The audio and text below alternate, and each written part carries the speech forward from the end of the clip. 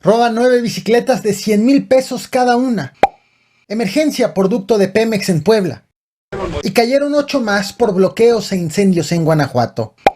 Bienvenidos al Caporal del 26 de agosto. Comenzamos.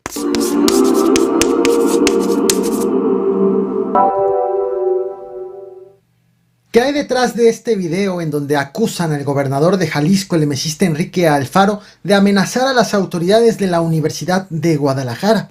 Hola, ¿cómo están? Soy María Luisa García, la rectora de Valles. Gusto saludarla. Rectora, ¿cómo están? León, ¿Cómo van las obras? Mal. Pues, ¿por qué? Mire, aquí nosotros le tenemos algo que sí le queremos entregar. Tenemos obras atrasadas, tenemos un edificio que para nosotros es muy importante. Pues eso venimos, tranquilos. No, te queremos dar la información, nada más. ¿A qué vengo? Pues no sé a qué viene. Está hablando la rectora. No, nomás te Por queremos dar la respeto a la información. rectora, queremos que la escuchen. Nomás te queremos dar la información. Gracias. Espacio Aquí público. vamos a la hora. Las diferencias entre el gobernador y el rector Ricardo Villanueva datan de hace ya algunos meses. Una de las más fuertes llegó luego de que el gobernador redujo el presupuesto a la UDG, a la Universidad de Guadalajara, en 140 millones de pesos este año para destinarlos a un hospital, justificando que no estaba dispuesto a financiar los negocios del rector. El rector entonces ha mantenido una confrontación con el gobernador, incluso la comunidad estudiantil ha salido a las calles para defender el presupuesto de la universidad. En esta ocasión, Enrique Alfaro acudió al Centro Universitario de los Valles para anunciar una inversión de 11 millones de pesos para la construcción del núcleo del servicio y el edificio de investigación y posgrado del plantel. Sin embargo, el mandatario fue increpado por la rectora del CEU Valles y el secretario administrativo. Video que fue compartido por el mismo rector, quien asegura que el gobernador amenazó e intimidó al secretario administrativo del Centro Universitario de los Valles, Luis León. Así los señalamientos. Yo vengo en plan tranquilo, Vengo a grabar un video, yo hacer también. información. Para que veas lo que haces, No, yo también, nomás quiero darte la ¿Qué información. pedimos? Hay 40 millones que no se han ejercido adecuadamente por el INPEJAL contratado con usted. Contratado con usted, aquí están. Bueno, ¿le podemos dar la carpeta? Sí, como tú, con la Te la damos y Tienen las nosotros también carátulas de queremos contratos, platicar, queremos gracias. ver- tienen todo, y creo que no es adecuado lo que está pasando. Vea esto. Vea esto. pues que están atrasadas las No nos vengan a decir enfrente de nuestra casa cosas que, que no son ciertas. Estás faltando el respeto a los diputados, al presidente municipal y al gobernador. Nomás mide de tus palabras. Discúlpeme, Volvemos a hablar. pero esos 40 millones de los que usted habla, Lo que dice él es cierto. no nos falta Va. el respeto Muy bien. fuera de nuestra casa. Dale, pues. Dale, pues. Es nuestra casa. Esa es mi casa también, yo soy universitario. Así es. Vamos, ya. Vamos. De hecho, aquí es feo. Aquí es O sea, feo. aquí están también estudiantes. No, Bueno, ¿ya quedó grabado? Sí. Ah, sí, lo sacamos. No importa, que grite, lo razón. Vámonos, listos. Dale. El gobierno de México sigue dando de qué hablar sobre el caso Ayotzinapa. El subsecretario de Derechos Humanos, Población y Migración de Gobernación, Alejandro Encinas, acusó que la llamada verdad histórica fue diseñada en los más altos niveles del gobierno federal por personas que participaron en reuniones en presidencia durante el gobierno de Enrique Peña Nieto. Y según un extracto del informe de la Comisión para la Verdad y Acceso a la Justicia del caso Ayotzinapa, presentado hoy viernes 26 de agosto, José Luis Abarca, quien entonces era alcalde de Iguala, fue quien ordenó la desaparición de los 43 normalistas de Ayotzinapa en septiembre del 2014. Las gráficas mostradas en la conferencia matutina de hoy por la mañana también detallan los nombres de personas involucradas en el suceso del crimen organizado, policías, militares y autoridades civiles, de tal forma que señalan que Abarca se coordinaba con el capitán José Martínez Crespo, integrante de del 27 Batallón de Infantería de la Secretaría de la Defensa Nacional con base en Iguala, y a su vez se coordinaba con David H. Cruz, alias Chino, identificado como bombero y jefe de comunicaciones, así como integrante también de Guerreros Unidos. Estamos diciendo quienes dieron la orden, participa A1, presuntamente José Luis Abarca, los dirigentes de Guerreros Unidos y en coalición con algunas otras autoridades, que es lo que forma parte de la investigación. ¿Dónde están? Pues por supuesto, fueron objeto los muchachos de una labor cruel de desaparición y se está tratando de ubicar los sitios donde hay testimonios de algunos de las personas involucradas de que incluso fueron removidos los restos a otro lugar después de la noche de la desaparición. Te presento al equipo jalisciense de ciclismo de nombre Petroli, lo estás viendo en pantalla.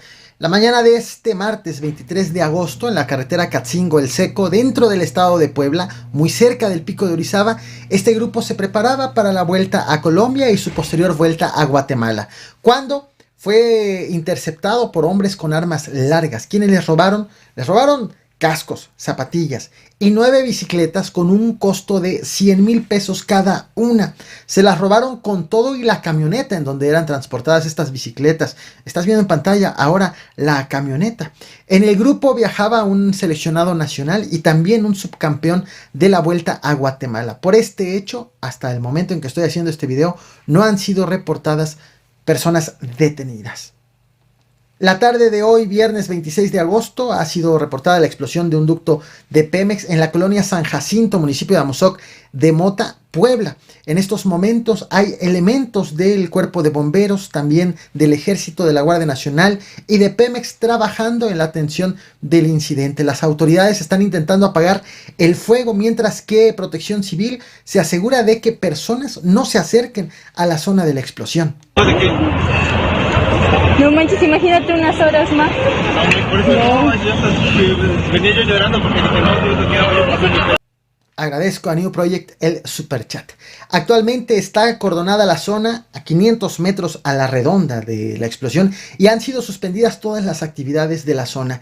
La Guardia Nacional incluso ha activado el plan GNA para mantener el cerco y facilitar los trabajos de emergencia, mientras que también ha sido habilitado un refugio temporal para los vecinos afectados, los que tuvieron que ser desalojados de sus viviendas. Sobre las causas de la explosión aún no existe un informe final, debido a que ahorita las autoridades están enfocadas en frenar el fuego. Sin embargo, existen dos hipótesis manejadas desde las mismas autoridades. Una, que la explosión fue originada por huachicoleros cuando perforaban un ducto y extraían el combustible, o dos, que se trató de una retroexcavadora que perforó un ducto subterráneo de manera accidental. Hasta este momento no hay reportes de personas heridas o fallecidas. Que se situaran abajo del camión de alta tensión. Ya de los medios de favor los vamos recorriendo. Ya hay otra línea, otra cita. ¿Sale? En este canal he dado especial seguimiento a los bloqueos e incendios registrados recientemente en distintos estados del país como Guanajuato, Jalisco, Chihuahua, Baja California, Colima. Pero no solamente le he dado seguimiento o he hablado sobre los disturbios en sí, sino también he hablado de los operativos posteriores, detenciones, reforzamientos de la seguridad, acusaciones en contra de las autoridades, deliberaciones de los jueces sobre los detenidos, reacomodos de los grupos delictivos, todo derivado de esos hechos, de esos disturbios. Para ello he creado una lista de reproducción llamadas incendios y bloqueos. Te dejo el link en la descripción de esta transmisión, en donde están concentrados todos esos videos. Hoy te traigo una actualización sobre los disturbios ocurridos específicamente en el estado de Guanajuato entre la noche del 9 de agosto y madrugada del 10 de agosto, luego de que, recordarás, el ejército irrumpió por sorpresa en una reunión del Jalisco Nueva Generación donde estaban dos capos conocidos como el APA y el WR. Aunque en ese operativo no hubo un solo detenido, sí detonó una serie de enfrentamientos y disturbios en los estados de Jalisco y de Guanajuato, en donde en Guanajuato en específico, fueron quemados negocios y vehículos. En Jalisco, los disturbios se concentraron en Zapopan y sus alrededores, mientras que en Guanajuato estos disturbios fueron registrados en León, en Irapuato, en Celaya y en la capital, Guanajuato. Por estos hechos, el gobernador de Jalisco, el emesista Enrique Alfaro, dijo que habían sido detenidas 6 personas en su entidad por los disturbios, más no por el operativo que dio origen a los mismos.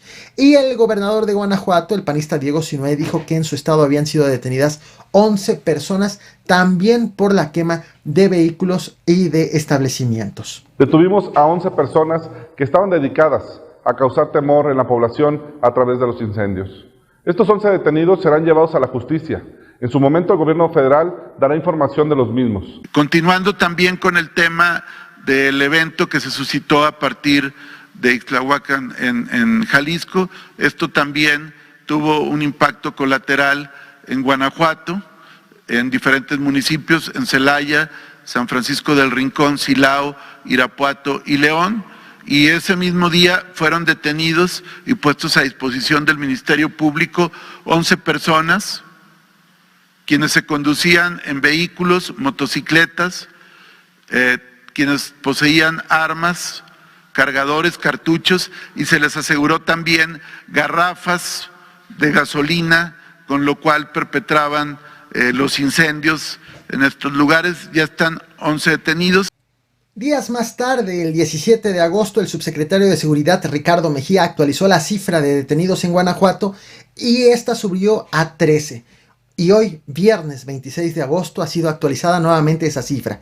La Fiscalía de Guanajuato ha informado que hay 8 detenidos más tras varios cateos en inmuebles de Celaya y sus alrededores. Cateos derivados de investigaciones tras las quemas y los bloqueos. He de destacar algo. Si bien se trata de investigaciones, de acciones homologadas o en conjunto, coordinadas con autoridades de los 3 niveles de gobierno, estas las está informando la Fiscalía de Guanajuato, aunque están involucradas autoridades municipales y federales también. En esos cateos fueron asegurados también armas de fuego, chalecos tácticos con logotipos de un grupo delictivo que la Fiscalía no especificó, aunque sabemos que las autoridades han adjudicado esos hechos al Jalisco Nueva Generación. También han sido asegurados vehículos, bolsas de plástico transparentes con material granulado y cristalino, y lo cito textualmente. También han sido asegurados garrafones de plástico con contenido y olor a gasolina, que tendrán que ser los peritos quienes acrediten si en efecto se trata de este combustible. Cargadores metálicos, carteras de plástico y equipos de comunicación. A juzgar por las cifras ofrecidas entre autoridades federales y estatales, suman entonces al menos 21 los detenidos por los bloqueos y los incendios de la noche del 9 y madrugada del 10 de agosto, tan solo en el estado de Guanajuato. Te muestro ahora imágenes de justo donde se describe de la última detención y aseguramiento. Ya lo estás viendo en pantalla.